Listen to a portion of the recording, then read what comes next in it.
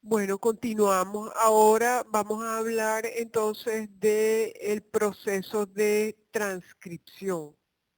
La transcripción es la síntesis del ARN y ocurre a partir del ADN. La síntesis del ARN o transcripción ocurre por efecto o acción de la enzima ARN polimerasa.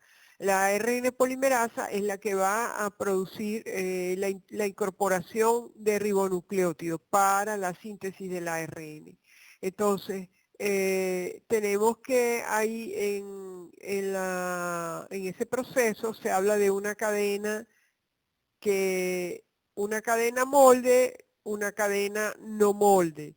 La cadena molde es precisamente la del ADN la que va a servir para la síntesis del ARN. Entonces tenemos la cadena molde y la otra cadena que es la cadena no molde. La transcripción se generan varios tipos de ARN. Entonces, fíjense, la cadena que no es molde tiene la misma secuencia de bases que el ARN producto de la transcripción y se llama la cadena codificadora. Eh, entonces, fíjense, vamos a observar este ejemplo que está aquí de lo que sería la transcripción. Tenemos entonces una cadena molde de ADN cadena molde, en esta lámina te dice cadena molde, cadena no molde. La cadena molde está en la dirección 3', 5'. Esta va a ser el molde que va a servir para la transcripción. Y recuerden lo que les dije, que siempre tanto la replicación que vimos anteriormente como la transcripción ocurría en la dirección 5', 3'. Entonces, vamos a observar este ejemplo. Tenemos entonces la cadena molde y la cadena no molde. La cadena molde es la que nos interesa del ADN, la que nos interesa para la síntesis del ARN. Entonces vamos a ir viendo cada una de las bases nitrogenadas para que lo podamos comprender qué es lo que ocurre allí cuando ocurre ese proceso de transcripción, qué es lo que va sucediendo. Entonces, fíjense, vamos a ir leyendo base por base. Entonces, adenina, estamos en cadena molde, porque es obvio que lo que va a servir de molde es la cadena molde. La otra cadena complementaria de ese molde es la no molde y no es la que nos interesa ahorita, sino la cadena molde. Entonces la que vamos a leer es la cadena molde. Entonces, adenina, la primera base, se va a incorporar en el ARN uracilo. Fíjense que la complementaria en la no molde es la timina, allá arriba. Luego, adenina, uracilo, citosina, guanina, timina, adenina, guanina, citosina, timina, adenina, perdón. Guanina, citosina, guanina, adenina, uracilo, porque recuerden que el ARN no lleva timina, lleva uracilo. Entonces, adenina, arriba está timina en el no molde, pero en el ARN va a venir se va a incorporar el uracilo. Guanina, citosina, timina, adenina, citosina, guanina, citosina. Siempre 5', 3'.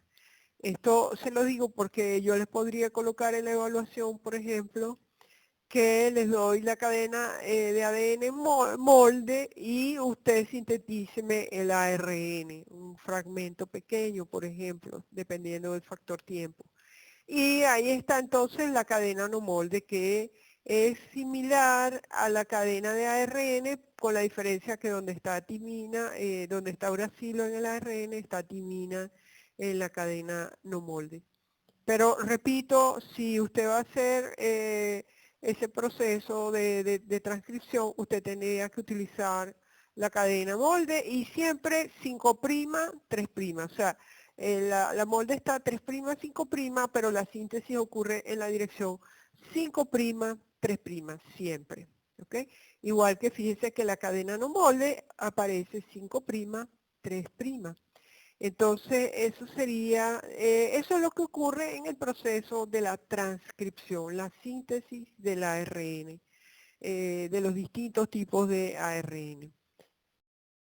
Bueno, y acá está entonces el proceso igual que cuando hablamos de replicación, hay un proceso de iniciación, un proceso de elongación y hay un proceso de terminación de la transcripción. Entonces, como les mencioné, vamos a observar esta lámina.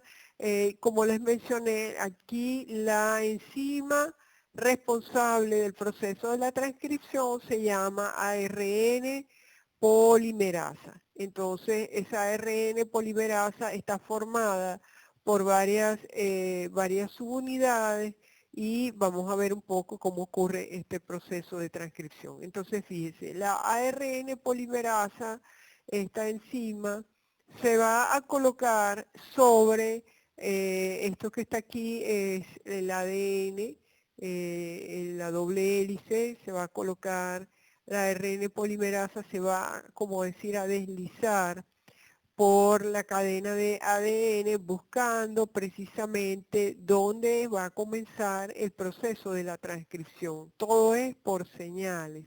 Entonces, hay una señal de inicio que es una secuencia de inicio o una secuencia promotora. Allí va a ser la señal para el comienzo de la transcripción.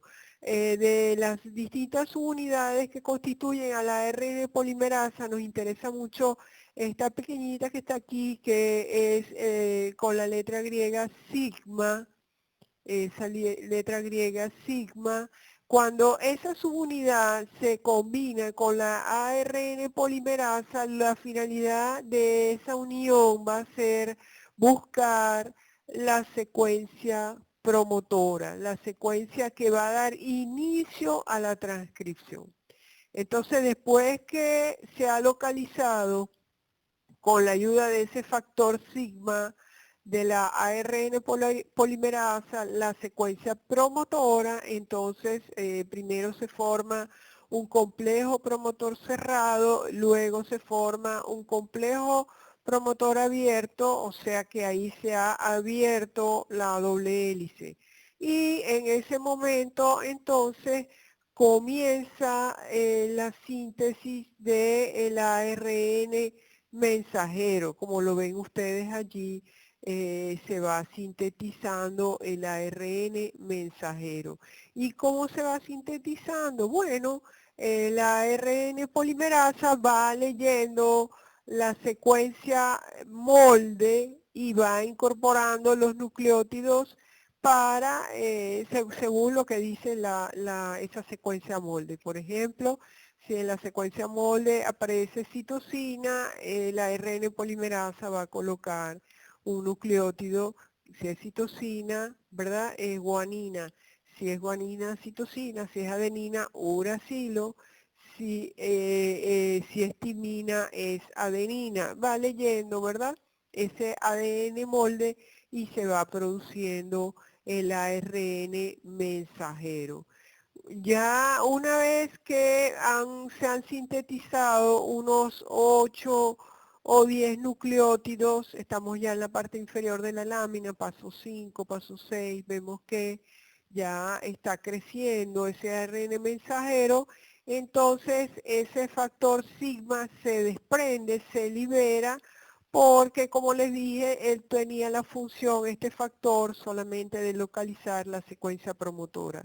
Continúa entonces la ARN polimerasa, digamos, en lo que sería la elongación, la fase de iniciación ya pasó, la elongación se va sintetizando ese ARN mensajero hasta que, y obviamente la polimerasa se va deslizando por ese ADN, como lo ven ustedes en la lámina, ¿no? Cómo se ha ido moviendo esa ARN polimerasa, desplazando, deslizando, primero hace la secuencia promotora, después la pasa, después sigue pasando y se sigue sintetizando el ARN mensajero.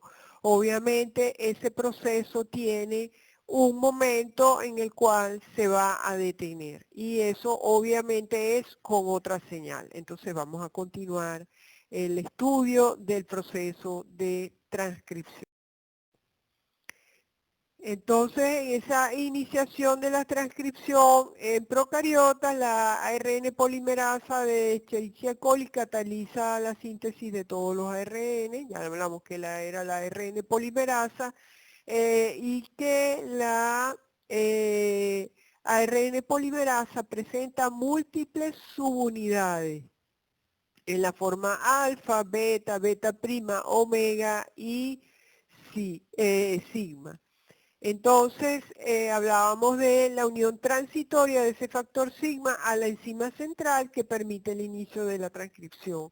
¿Por qué? Porque la función de esa unidad sigma es reconocer el locus promotor o la secuencia promotora que tiene unas secuencias consensos que hace como el reconocimiento de que ahí va a comenzar la transcripción.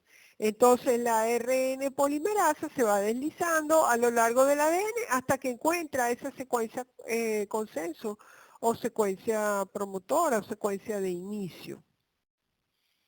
Luego entonces viene la elongación, la unidad sigma se separa después de que aproximadamente se han adicionado unos 10 nucleótidos al ARN y la síntesis del ARN continúa en la dirección 5', 3', no me canso de resaltar eso, ¿verdad? Porque como les dije, si yo les coloco a ustedes un fragmento de ADN molde, va a estar en la dirección 3', 5', y la síntesis del ARN o del ADN complementario es en la forma 5' o en la dirección 5', 3', y así lo deben ustedes colocar. Entonces, bueno, con relación a esa elongación hay el híbrido ADN-ARN, donde está la burbuja esa de transcripción, crea enrollamientos positivos delante y enrollamientos negativos detrás del ADN a medida que se mueve corriente abajo, ¿verdad? Y entonces ahí las topoisomerasas, igual que como actuaron en el proceso de replicación, ellas eliminan estas enzimas, las topoisomerasas cortan, ¿verdad? Eliminan la tensión de torsión que se genera. Entonces, bueno, la incorporación de esos ribonucleótidos continúa hasta que aparece, se alcanza una señal de terminación. Hasta aquí va a llegar ese proceso de transcripción. Entonces allí, ¿cuáles son esas señales? Esas señales, las secuencias de terminación contienen palíndromos. Si no conocen lo que significa la palabra palíndromo, son un palíndromo, por ejemplo, Ana es un palíndromo porque usted lo puede leer de adelante hacia atrás, Ana, y de atrás hacia adelante es Ana, ¿verdad? Son palabras que se pueden leer en un sentido y en el otro igual. Entonces ahí, en el caso de las secuencias de terminación que contienen estos palíndromos, no se refieren a letras del alfabeto, sino a las bases nitrogenadas. Entonces va a haber unas bases nitrogenadas que se leen en ese sentido y en el sentido inverso. Entonces cuando aparecen esos palíndromos, la ARN polimerasa se hace más lenta y allí se va a romper la estructura del híbrido ADN y ARN porque es la señal de finalización de la transcripción. Entonces, bueno, con relación a esa terminación, hay una terminación Rho dependiente, una proteína, un factor, proteína Rho, puede ser Rho dependiente o Rho independiente, fíjense cómo se escribe esa letra griega, RHO, ¿verdad? Entonces, la terminación Rho independiente, tras la estructura de horquilla se forman varios residuos de uridina, alrededor de 6. Esa secuencia corta promueve la disociación del ARN recién sintetizado de la cadena de ADN debido a que las interacciones uracilo-adenina son débiles. Y la terminación Rho dependiente, que la proteína Rho se combina con el ARN y cataliza la ruptura del híbrido ADN-ARN. Entonces, bueno, son algunos comentarios acerca de la terminación. El ARN mensajero, una vez ya apenas se está comenzando el proceso de transcripción, ya está iniciando la síntesis de proteínas. El ARN mensajero es usado inmediatamente para la síntesis de proteínas. El ARN ribosómico maduro y el ARN de transferencia son procesados a partir de largos transcritos. Las bases del ARNT son modificadas frecuentemente después de la transcripción. Entonces, bueno, ya vimos la parte de transcripción, ya vamos a dar inicio a la última parte de lo que es el contenido teórico de la asignatura de bioquímica, que es la síntesis de proteína. Pero no podemos pasar a ver la síntesis de proteína sin antes hablar del código genético, porque cuando nosotros hablamos de replicación y de transcripción, estamos hablando de un mismo lenguaje, que es el lenguaje de las bases nitrogenadas en el ADN y en el ARN. Pero cuando nosotros estamos hablando de la síntesis de proteína, ya aquí hablamos de un proceso de traducción. De hecho, la síntesis de proteína se llama también la traducción, porque es como utilizar otro idioma, es como pasar de español, por ejemplo, a inglés. Ya ahí hay otro idioma. ¿Por qué? Porque eso que estaba, lo que estaba el lenguaje del ADN y del ARN de base nitrogenada, ya aquí va a introducir aminoácidos en particular. Entonces ya vamos a tener allí que se van a incorporar los aminoácidos para la síntesis de la proteína. Entonces, por eso tenemos que estudiar primero el código genético para poder comprender lo que es la síntesis de proteína. Entonces, el código genético del ARN mensajero consiste en una secuencia de 4 nucleótidos base, que son adenina, uracilo, guanina y citosina, que codifican para un aminoácido en particular. Existen 64 códigos que son tripletes o codones que son posibles. El código genético tiene 64 códigos, que son 64 tripletes. Cada código tiene 3 bases nitrogenadas y codifican para un aminoácido determinado. Para poder llegar a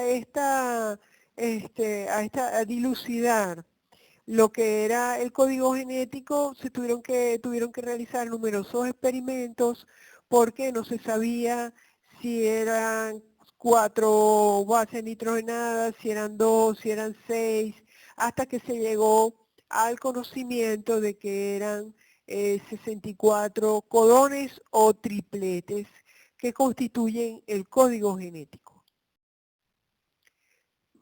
Antes de ver el código genético les quiero mencionar algunas características. El código genético es degenerado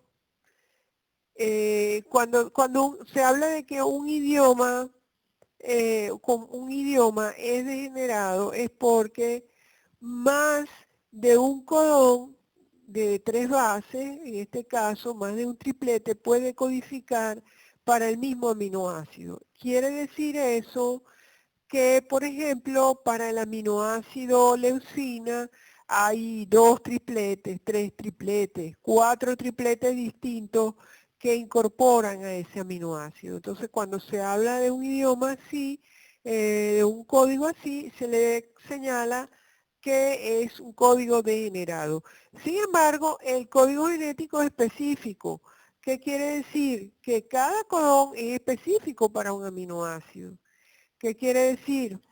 Que, por ejemplo, si el código AUA es para el aminoácido fulano, siempre va a ser ese aminoácido el que vaya a incorporarse en la síntesis de proteína y no otro. Entonces tenemos que tener eso claro. Es degenerado y específico. Cada codón o cada triplete es específico para un solo aminoácido, ninguno otro. Otra característica del código genético es no solapante y sin puntuación. Cuando nosotros hablamos de solapar, usted sabe que cuando se solapa quiere decir que una palabra se encarama, digamos así, se solapa, se superpone con la palabra siguiente. Pues aquí no es así. Aquí es un triplete, un triplete, un triplete, un triplete. Y sin puntuación quiere decir que no hay espacio, no hay una base nitrogenada que sea un espacio, una base perdida, no, que no codifique para nada, no, sino que son triplete, triplete, triplete y no hay espacio entre las bases nitrogenadas. Entonces, a eso se refiere la característica de no solapante y sin puntuación.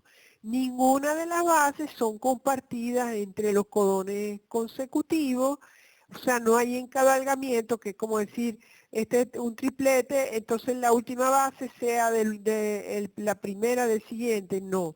Es un triplete, un triplete, un triplete. Y no hay bases no codificantes que sean como espacios, espaciadoras en los idiomas, como cuando tenemos las palabras, cada palabra tiene un espacio, ¿verdad? Entonces, si yo voy a escribir una palabra, tengo que dejar un espacio para la siguiente. Pero en el código genético esos espacios o bases que sean no codificantes no existen. Y la última característica que tiene el código genético es que es universal. Todos los organismos utilizan el mismo código genético con muy pocas excepciones. Entonces quiere decir que si en la jirafa el triplete CCC incorpora el aminoácido fenilalanina, en el mango el triplete CCC incorpora el aminoácido fenilalanina, en el gato es lo mismo, es universal, el código genético es universal. Entonces, o siguiendo estas características del código genético, todos esos 64 tripletes o codones tienen un significado. 61 de ellos codifican para un aminoácido y 3 codifican para la señal de parada o de stop. UAA, UAG, UGA. Esos son los tripletes de parada. Quiere decir que si se está produciendo la síntesis de proteína y aparece UAA o aparece UAG o aparece UGA, eso va a ser la señal de stop. Hasta allí ocurre la síntesis de esa proteína. Entonces es muy importante que tenemos 61 tripletes que codifican para un aminoácido y 3 tripletes que codifican para la señal de parada, UAA, UAG y UGA. Es una característica también del código genético que múltiples códigos para un aminoácido tienden a tener dos bases en común. O sea, las dos primeras bases. Por ejemplo, fíjese usted, ese ejemplo que está allí, leucina. Bueno, CUU, CUC, CUA y CUG codifican para leucina. Las dos primeras bases son comunes para ese aminoácido. Y esos codones están escritos en la secuencia 5', 3'. Y aquí tenemos entonces el código genético. El código genético. Aquí están 64 tripletes. Vamos a observar. Observen por favor la estructura del código genético. Fíjense usted, por ejemplo, si nos vamos a la izquierda arriba, ¿verdad? UUC incorporan fenilalanina. UUA, UUG, leucina. CUU, CUC, CUA, CUG, leucina también. Bueno, y en fin, ahí están todos los aminoácidos, isoleucina, metionina, valina, serina, prolina, de los 20 aminoácidos, ¿verdad? Prolina, treonina, alanina, serina, tirosina, aquí dice stop. Aquí está UAA y UAG, señal de stop. Histidina, glutamina, asparagina, lisina, ácido aspartico, ácido glutámico, cisteína, triptófano, arginina, serina, arginina, glicina. Ahí están los 20 aminoácidos y están los tripletes. Y aquí está, por aquí arribita, está UGA stop. Entonces, aquí están los 64 tripletes y están los 3 tripletes de parada o de stop. Entonces, cuando aparecen alguno de esas señales de stop, allí se detiene la síntesis de proteína. Aquí les coloco un ejercicio. Fíjense que le pregunta CCU para qué aminoácido codifica, CGA para qué aminoácido codifica, UCA para qué aminoácido codifica. Entonces fíjense, aquí está la primera, en la primera columna de la izquierda está la primera letra, aquí está hacia arriba la segunda letra y en la derecha está la tercera letra. Entonces cuando usted hace la combinación, ¿verdad? De la primera letra, por ejemplo, la C que está aquí en el medio, con la otra C que está arriba en la segunda columna, con la U que está de primerita y a la derecha, entonces usted intercepta y le da el aminoácido prolina. Hagan el ejercicio, por favor. Luego tenemos CGA. Aquí tengo la C, la del medio otra vez, y tenemos en la última columna la G, y la A entonces está aquí ya casi al final, a la derecha, en la antepenúltima fila, y nos da arginina. Y el UCA, entonces aquí está el uracilo de primerito, en la primera columna, luego la C está en la segunda columna, hacia arriba, ¿verdad? Y la A está aquí en la tercera fila. Cuando hacemos coincidir todo esto nos da el aminoácido serina, ¿ok? Ahí está entonces, esto es un fragmento del código genético para que ustedes vean cómo codificar, cómo incorporar los aminoácidos para la síntesis proteica.